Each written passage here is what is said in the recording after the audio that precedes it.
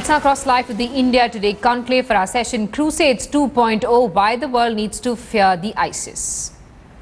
Or an MRI technician and the hospitals are falling apart, there is no secular law anymore, you become a produce seller. So suddenly, if you were a family subsisting on agriculture, there was enormous competition. So a lot of these women ended up having or choosing to join because of pressure from families. So they did become collaborators, and I think they felt incredibly tainted by this, and they felt the weight of what they had done on their shoulders. But they didn't do it because they believed. They didn't believe that Abu Bakr al-Baghdadi was the caliph. They didn't believe in the extremely brutal interpretation of Islamic law that ISIS was enforcing. They did it because they had to, and they were very, very resentful the entire time. They saw that ISIS was, in so many ways, a foreign occupation. So much of the leadership had come from outside. They spoke in British accents in the market. They heard Tunisian dialects. These were not Syrians ruling over Syrians, and so these women also felt very, very resentful. They had to go to the back of the line to buy bread. They had to pay more at the hospital. They were second-class citizens in their own hometown, even as they were working for ISIS itself. So these were the Syrian women who were, girls of that town, and a couple of them married fighters because, again, the fighters came. One of the fighters was a Saudi. He had a lot of money. He showed up at the door bearing gold, and the family needed it. And the father pressed the young girl. He said, we need it. Can you do this to help us? Because we're all struggling. And so she did. So this is a sort of reality, the kind of compromises and choices that some of these women had to make. And it's incredibly tragic, not only because of the kind of individual things that they went through. Their husbands died in suicide operations, and within a couple of weeks, the ISIS commanders came knocking at the door to say it's time to marry again. And they said, well, we haven't even had our widowhood. Islam gives women a mourning period during which they're not permitted to even remarry, but they didn't care. They said, there are other fighters who need you, and your husband is a martyr, so you should just feel proud. What do you mean grief? You don't need to grieve. So this is what they went through. Their circumstances are really different, and their motivations obviously are very different than women who come from the outside. One of the women that I spoke with, her job was to go to the border and bring in young women, usually who came from Europe, to join. And she was the one who escorted in those 3 schoolgirls from London. I don't know if you remember. They were from the East London neighborhood of Bethnal Green, and their departure to go join the Islamic State completely shattered Britain, because not only were disaffected young men, of Muslim backgrounds going, but bright, popular, successful schoolgirls of the age of 15 and 16 were going. And their story is a different one. Why would they go? Why would they go to join, why would they willingly go to join a force that treats women in this way? So part of my work is on that, to understand that as well. And some of these themes overlap amongst these different societies. Young women have identity conflicts. What does it mean to be a young British Muslim woman in London today, or in Britain today? What does it mean to be a young Tunisian woman in a country that's very fractured, where identity is really broken, and especially the appeal of political Islam is strong? And of course, there's the role of youthful naivete, this idea of adventure, and this conviction that the media lies to them, that the media lies about what ISIS does. All of this, you would look at this and think, if you were a smart 16-year-old A student in London, why would you go?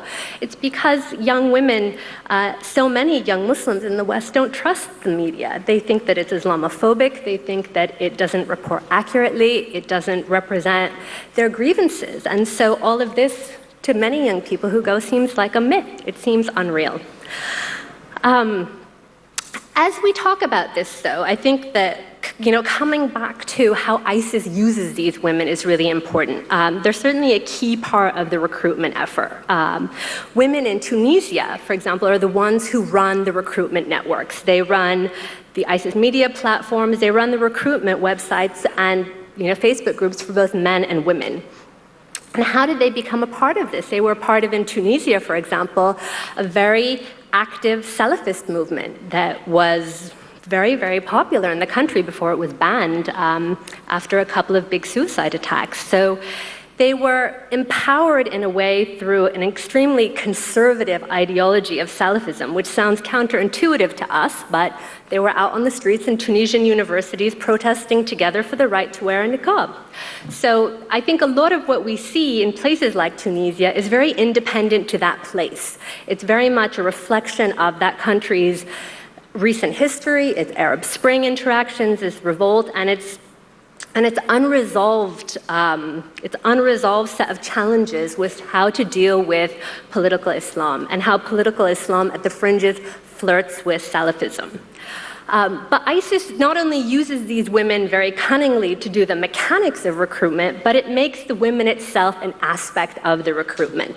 So they are an appeal to fighters. I mean, this is the first jihad in contemporary history where if you're a young man going, you think that you can get a woman before you go there. So you can, there's a case of a young man from Britain who was leaving his pregnant wife in the UK to go join ISIS, end his life there. But before he went, he was already setting up, his wife there. So it's the first jihad where you can have company. You're meant to have female company before martyrdom. And ISIS relies on this. It's a very, very cunning and central part of its strategy and its appeal. It's also a place where the propaganda tells you you can even take your family. It's the first case where we have entire families, migrating together. It's pitched as a place where you can go and have a role in building a state. Young women who are medics or chemists, pharmacists, find themselves susceptible to this kind of state-building propaganda. But in reality, none of that is actually what is happening on the ground. It is not a family-friendly place. It is not a place where women have any kind of autonomy at all. One of the young women that I spoke with very much wanted to have children. And she's the one who married the Saudi, and another as well. Both of these young Syrian women wanted to have children. And the fighters that they were married to forced them to take birth control. And this, again, sort of flies in the face of the propaganda we see, especially in the West. Young women in the West who go think about their roles as mothers are going to go and raise the next generation of mujahideen in Raqqa. But in reality, the commanders are asking, the fighter husband said, my commander has told me that you have to take birth control. All the wives have to take birth control because if you are a young father and your wife has a little baby, it makes it harder to go on a suicide operation. So you can see that the propaganda and the projection of happy family life, next generation state building is all empty, and that really behind it is a very, very cold, stark, killing machine that essentially uses these women as temporary comfort for the fighters en route to their final end.